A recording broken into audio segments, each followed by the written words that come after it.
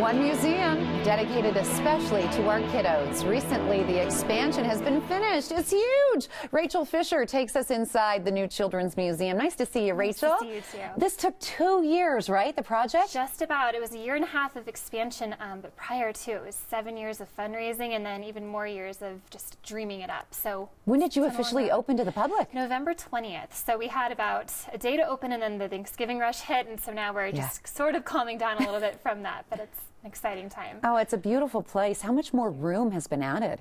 It's more than doubled our interior space. We have a east wing and west wing that we opened up, and then we have a huge 30,000 square foot outdoor adventure. So if you can imagine just a double, I mean, and with the outdoor adventure, we've more than, I'd say, even tripled everything. So.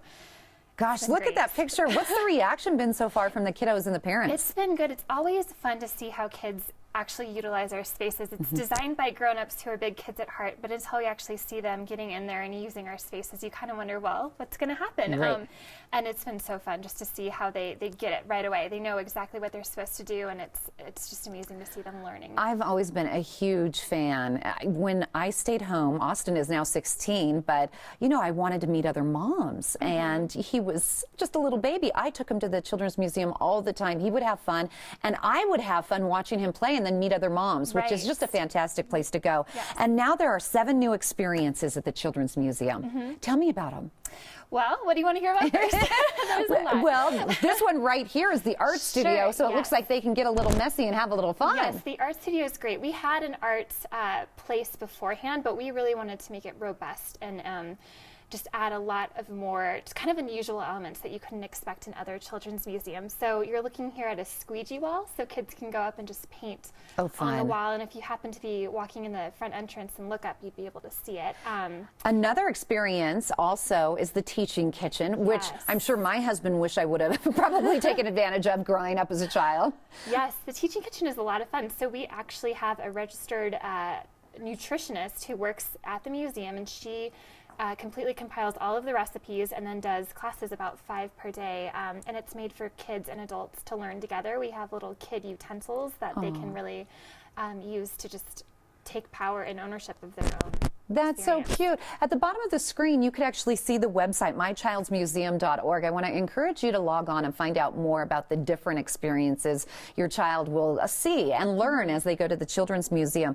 Joy Park is part of the expansion. Tell me a little bit about it. So Joy Park opened in June, and that was more so because we didn't want to open an outdoor adventure space in the dead of winter. But it's important to note that it is a year-round outdoor adventure space, and we really wanted it to be focused on just things that you could do in the Colorado outdoors. So we have a sand dune area, representative, of course, of the Great Sand Dunes. We have a dual zip line. We have a fort and ruin building area. We have a water system. And then hills that you can just topple down if you want to. There's a little bit of everything. That's a dream come true for a kid. You also have the Village of Healthy Smiles. Yeah, so that opened in February, and that's for little kids, newborn through 3 years old. And it's a place for them to learn about good dental health. It was sponsored, we were fortunate to have it sponsored by Delta Dental of Colorado, so that kind of just tells you a little bit of what it's about, so to really promote good dental hygiene. You've updated the colors. You have something called the Cloudscape. So Cloudscape would be familiar to a lot of people, especially if you drive to DIA. So you would have seen clouds off to the side on Pena Boulevard.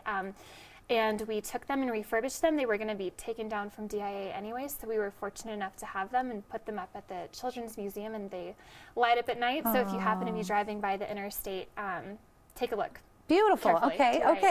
And then we can't forget about the big party that you throw New Year's Eve for all the kids, and they get a jump on the little bubbles. Yes, so that's our version of fireworks. So we lay out this huge sheet of bubble wrap, and then kids will count down and we'll lower this glittery ball, and then they'll rush out and just stomp on it, and we have confetti going on too. It's a great party. What ages is it suited for best?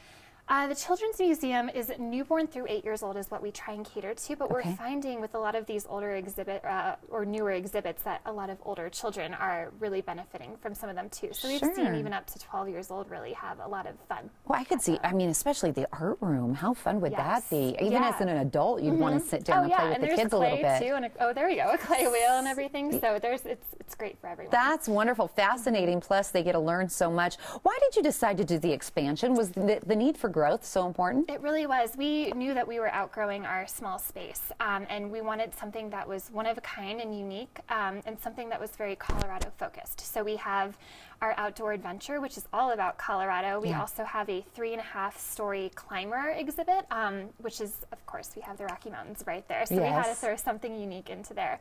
And then we have an energy studio as well as a water studio. And it was kind of a different spin on energy. So a lot of times you think of putting your hand on this static ball and watching your hair poof up. And that's all great and fun. But we wanted something a little bit different to our exhibit component. So when you go to the museum, you're seeing something that you really can't see, hopefully, in other museums. Sounds like you thought of everything. Thank you for giving us a sneak peek. And New Year's Eve is fun, too. It's bigger and better than ever. It's the Children's Museum. It opens its doors for Colorado's curious minds. You can check out the brand new expansion. And don't forget to make plans for New Year's Eve party on December 31st. It starts at 9 a.m. You can learn about all of the activities on the new and improved colorful website. Just go to mychildsmuseum.org. That's mychildsmuseum.org.